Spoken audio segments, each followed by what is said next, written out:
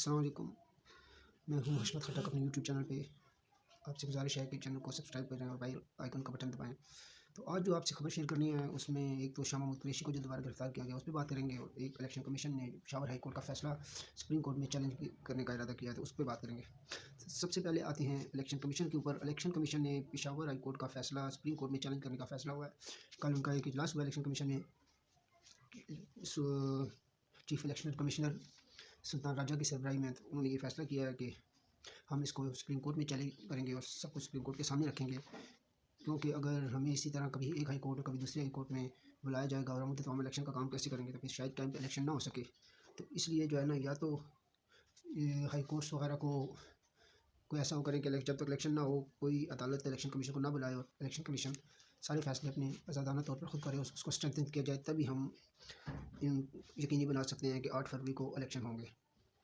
क्योंकि कभी Lahore high court में इलेक्शन कमीशन को बुला लिया जाता है, कभी पेशावर हाई कोर्ट में बुला लिया जाता है, और हो सकता है कल पीटीआई सिंध हाई कोर्ट चली जाए, बलूचिस्तान हाई कोर्ट चली जाए। तो इसलिए वो उन्होंने इरादा किया कि वो सारा कुछ जो है वो सुप्रीम कोर्ट के सामने रखते हैं। और बात भी ठीक है कि अगर तो उनको हाई कोर्टों में ही घसीटा जाएगा तो वो फिर इलेक्शन का काम किस तरह करेंगे। तो ये इलेक्शन कमीशन की तरफ से अपडेट्स है। और शाह महमूद कुरैशी साहब को जो कल दोबारा गिरफ्तार किया गया है, जो थाई भोंडी तरीके से गिरफ्तार किया गया है, वो काफ़ी काबिल मजम्मत है। तो उनको कल अदालत में भी पेश किया गया है। तो पुलिस ने से उनका 30 दिन का जिस्मानी रिमांड मांगा था, जुडिशल मजिस्ट्रेट के सामने पेश किया गया। तो और मौक़िफ़ इख्तियार किया था कि इनका नाम मनसूबा साज़ों में है, जो 9 मई के वाक़यात के मनसूबा साज़ हैं। शाह महमूद कुरैशी का मौक़िफ़ था कि मैं तो कराची में इधर था ही नहीं, तो उनका ये फिज़िकली तो उधर नहीं थे, लेकिन ये मनसूबा साज़ों में शामिल हैं जो 9 मई के वाक़यात के मनसूबा साज़ थे। और जो है ना, इनका ट्वीट्स भी कुछ बतौर सबूत पेश किए गए हैं। वहाँ पे शाह महमूद कुरैशी ने काफ़ी जज्बाती बातें की हैं। उन्होंने अपनी हथकड़ियाँ वगैरह हाथ ऊपर करके बताया कि मुझे किस तरह हथकड़ियाँ डाली गई हैं और किस तरह जो है ना मुझ पर तशद्दुद किया गया है और मुझे सख्त सर्दी में रखा गया है। तो और उन्होंने कहा कि आप कुरान पाक मंगवा लें, मैं उस पर हाथ देता हूँ कि मैं इधर रावलपिंडी इस्लामाबाद में नहीं था, मैं तो कराची में था 9 मई को। तो ये मेरे साथ ज्यादती हो रही है, और मुझे SHO शायद इशफाक साहब हैं, उन्होंने तशद्दुद का निशाना बनाया है। तो उस पर जो है ना, जुडिशल मजिस्ट्रेट ने इनके जो पुलिस का मौक़िफ़ रद्द कर दिया है और उनको जिस्मानी रिमांड तो नहीं दिया, बल्कि 14 दिन के लिए उसको जुडिशल रिमांड पर जेल भेज दिया। तो ये जो सियासी कारकुनों के साथ इस तरह होता है, ये काबिल अफ़सोस है।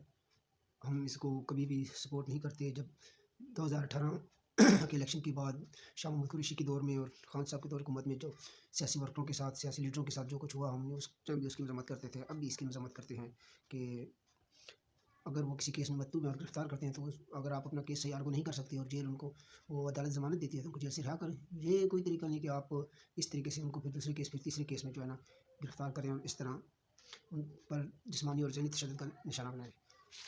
तो एक कल ईवान सदर से शाह महमूद कुरैशी की गिरफ्तारी पर भी एक ट्वीट किया गया। इस ट्वीट पर अली पर सख्त तनकीद हो रही है कि वो अभी भी जो मुल्क का सुप्रीम लीडर नहीं बन रहा, बल्कि वो PTI का सदर है, क्योंकि उनको शाह महमूद कुरैशी के साथ जो कुछ हुआ वो तो नज़र आ गया। हालांकि उसको तो किसी ने भी सपोर्ट नहीं किया, मुखालिफ पार्टी ने, PMLN ने भी नहीं किया, पीपल्स पार्टी ने भी नहीं किया, किसी ने भी इसको इस तरह गिरफ्तारी की जो है सपोर्ट नहीं की किसी ने भी। जो आपने इरफान सिद्दीकी का सुना होगा, उन्होंने भी कहा है कि ये काबिल अफसोस है और इस तरह नहीं होना चाहिए। मगर उनको जो बलोच लोग, औरतें, बच्चे धरना लेके इस्लामाबाद में बैठे हुए हैं, उनके साथ जो कुछ पुलिस कर रही है वो नज़र नहीं आ रहा। किस तरह आधी रात को पुलिस जाती है, उनको घसीटती है, उनको जेल में डालती है, किस तरह उनके ऊपर आंसू गैस फेंका जाता है। इस सख्त सर्दियों में ठंडे पानी डाला गया उनके ऊपर।